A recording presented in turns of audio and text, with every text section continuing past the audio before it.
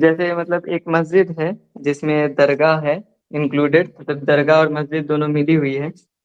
تو اس مسجد میں نماز پڑھنا کیوں جائز نہیں ہے، اس کی دلیل شیخ چاہیے تھی، کیونکہ میرے دوست کو مطلب مطمئن نہیں ہو رہا تھا، وہ مانگ رہا ہے دلیل کے دلیل بتاؤ کیوں نہیں پڑھنی چاہیے۔ جی شیخ، دیکھیے سوال میں آپ نے آدھا جواب تو خود ہی طے کر دیا ہے کہ اس مسجد کے اندر نماز پڑھنا جائز نہیں ہے، جی لیکن دیکھیے وہ جو درگاہ ہے، درگاہ سے آپ کی کیا مراد ہے؟ کوئی قبر ہے اس کے اندر؟ جی شیخ۔ تو وہ قبر کہاں ہے؟ مسجد سے باہر ہے کہ مسجد کے اندر ہے؟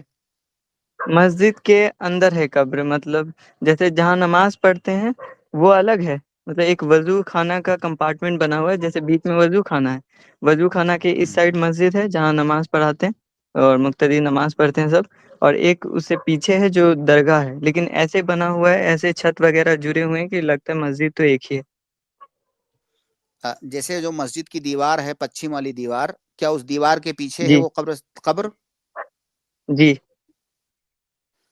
دیکھیے اس میں تھوڑی سی تفصیل ہے۔ جی اگر کسی ایسی جگہ پر اگر آپ نماز پڑھ رہے ہیں کہ آپ کے اور قبر کے درمیان کوئی چیز حائل نہیں ہے، تو وہاں پر نماز پڑھنا جائز نہیں ہے، کیونکہ اللہ کے نبی صلی اللہ علیہ وسلم کی حدیث ہے، حدیث کے الفاظ تقریباً کچھ اس طرح سے ہے کہ لا تصلوا الی القبور، قبر کی جانب رخ کر کے نماز نہ پڑھو۔ تو اگر آپ کے اور مسجد کے درمیان کوئی چیز حائل نہیں ہے تو آپ وہاں پر نماز نہیں پڑھ سکتے، لیکن اگر فرض کیجئے کہ مسجد ہے اور پھر مسجد کے پیچھے شیخ والے حائل حصے نہیں ہے، میں، مطلب یہ اردو لفظ نہیں سمجھا شیخ۔ مطلب کوئی چیز آپ کے اور مسجد کے درمیان دیوار ہے، آپ ایسے جی سمجھیے مسجد ہے جس میں آپ جی نماز پڑھ رہے ہیں، مسجد کی جی دیوار ہے پچھم سائیڈ والی دیوار، اس دیوار کے پیچھے ایک جگہ ہے جہاں پہ قبر ہے، یہ حائل کا جی مطلب ہے۔ تو اگر آپ کے اور قبر کے درمیان کوئی چیز حائل ہے، دیوار یا اور کوئی چیز، تو وہاں پر آپ نماز پڑھ سکتے ہیں، یہ اس کا اصل حکم ہے۔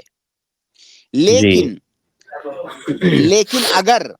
اگر اس مسجد کے اندر گرچہ قبر اور آپ کے درمیان دیوار حائل ہے، لیکن اگر وہاں پر نماز پڑھنے میں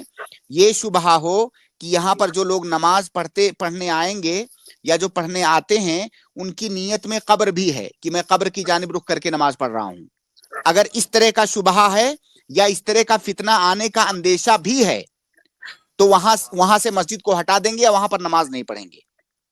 تو یہ تفصیل یہاں پر ضروری ہے کہ کیا مسجد کے اندر قبر ہے یا مسجد کے دائیں بائیں یا مسجد کے پیچھے دیوار کے پیچھے وہ قبر ہے۔ اگر دائیں بائیں ہے یا پیچھے ہے تو اس مسجد میں نماز پڑھنا جائز ہے، اس وقت تک جائز ہے جب تک کہ فتنے کا اور شرکیہ عقیدے کا شبہ نہ ہو، تب تک۔ جی ہاں، ٹھیک جہاں ہے پہ بھائی۔ ہم لوگ نماز پڑھتے ہیں اس کے پیچھے ہے، مطلب اس کے پیچھے جس سائڈ، جیسے پچھم سائڈ ہم گھوم کے پڑھتے ہیں نماز، تو اس کے ایگزیکٹ پیچھے ہے۔ اگر پیچھے ہے، درمیان میں دیوار حائل ہے، تو آپ جی نماز پڑھ سکتے ہیں۔ دیکھیں حدیث کے الفاظ ہیں، صحیح مسلم کی روایت ہے کہ لا تجلسوا علی القبور ولا تصلوا الیہا، قبر پر نہ تو بیٹھو نہ تو قبر کی طرف رک کر کے نماز پڑھو۔ تو ہاں، قبر تو کی طرف رک ویسے کر ہی کے نماز مسجد، نہ پڑھنے کا جی، جی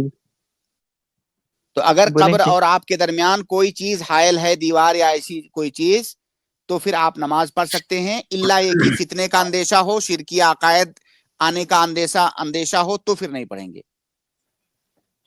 شیخ وہیں پہ انہی کے پاس، اب جیسے مجھے تو نہیں پتا مولانا کا عقیدہ وغیرہ، لیکن نماز پڑھتے ہیں تو جیسے آپ اور ہم پڑھتے ہیں نماز ویسے ہی پڑھاتے ہیں، نماز تھوڑا سا ڈفرینٹ رہتا ہے، تو جماعت کے ساتھ جب ہم نماز پڑھتے ہیں تو ہماری نماز قبول ہوگی ویسی مسجد میں؟ دیکھیے نماز آپ کی صحیح ہے، نماز قبول ہوگی، اس پر یہ سوال مت کیجئے، نماز آپ کی صحیح ہے، اگر اس مسجد میں آپ نماز پڑھتے ہیں تو آپ کی نماز صحیح ہے، لیکن صحیح ہے۔ احتیاط، ہاں آپ کی نماز صحیح ہے، احتیاط لازم ہے۔ اگر آپ کو لگتا ہے کہ وہاں پر جو نمازی ہیں یا جو ائمہ ہیں ان کا عقیدہ صحیح نہیں ہے، اس طرح سے قبر کی طرف رک کر کے نماز پڑھنے کا ان کا عقیدہ ہے، تو آپ اس سے پرہیز کریں، ورنہ اصل حکم یہی ہے کہ اگر مسجد آپ اور مسجد کے درمیان دیوار ہے، آپ اور قبر کے درمیان دیوار ہے، تو نماز پڑھ سکتے ہیں وہاں۔